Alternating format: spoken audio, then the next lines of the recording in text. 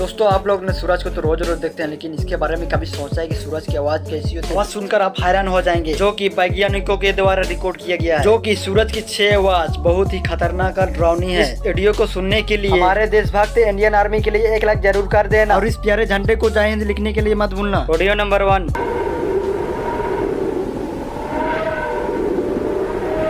Number 2।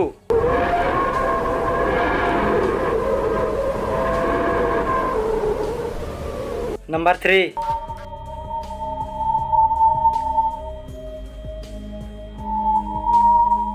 Number 4।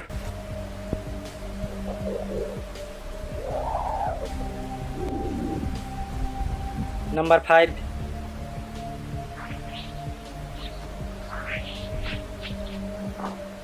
Number 6।